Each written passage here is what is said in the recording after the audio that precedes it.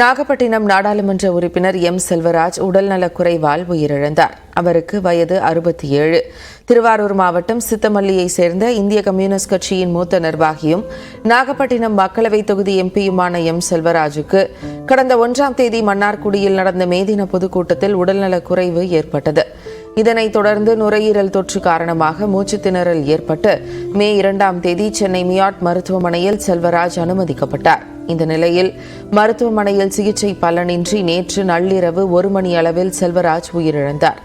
இந்திய கம்யூனிஸ்ட் கட்சி சார்பில் 1989, 1996, 1998, 2019 என 4 முறை மக்களவை உறுப்பினராக வெற்றி பெற்றவர் செல்வராஜ். அவரது மறைவுக்கு பல்வேறு அரசியல் கட்சி தலைவர்கள் இரங்கல் தெரிவித்துள்ளனர். தமிழ்நாட்டின் பல்வேறு பகுதிகளிலும் நேற்று பரவலாக கோடை மழை பொழிந்தது. கொடைக்கானல் மற்றும் சுற்றுவட்டார பகுதிகளில் சுமார் 1 மணி நேரத்திற்கும் மேலாக இடியுடன் கூடிய மிதமான மழை பெய்தது. கொடைக்கானல் மலைப்பகுதியில் ஞாயிற்றுக்கிழமை காலை முதல் மிதமான வெப்பம் நிலவிய நிலையில் மாலை வேளையில் வானில் கருமேகங்கள் சூழ்ந்தன.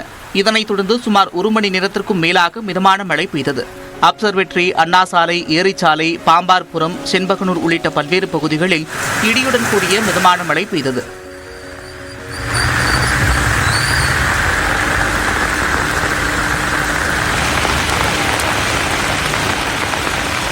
இதேபோல தென்காசி, மேலகரம், ஆயிரப்பேரி, பாவூர் சத்திரம், இளஞ்சி, குற்றாலம் உள்ளிட்ட பல பகுதிகளில் இடியுடன் கூடிய கனமழை பெய்தது. இதனால் வெப்பம் தணிந்து குளிர்ச்சியான காலநிலை நிலவியது.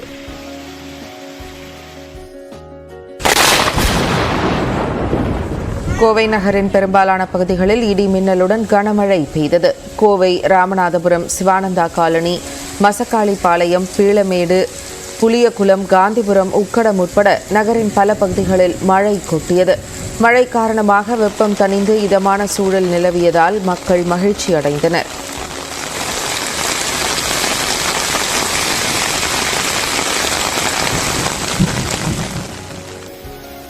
கிருஷ்ணகிரி மாவட்டம் தேன்கனிக்கோட்டையில் மழை வெளுத்து வாங்கியது.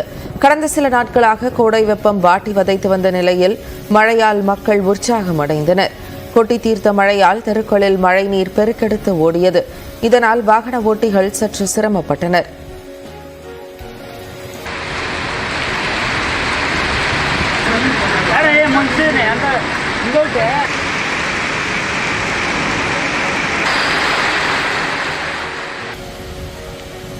குடைக்குள் மழை போல இப்படி பேருந்துக்குள் மழை கொட்டுவது கொடைக்கானலில். மதுரையிலிருந்து கொடைக்கானலை நோக்கி சென்ற அரசு பேருந்தின் மேற்கூரை சேதமடைந்திருந்ததால் மழை பெய்தபோது அருவி போல நீர் கொட்டத் தொடங்கியது. இதனால் பயணிகள் நனைந்தபடியே பயணம் மேற்கொண்டனர்.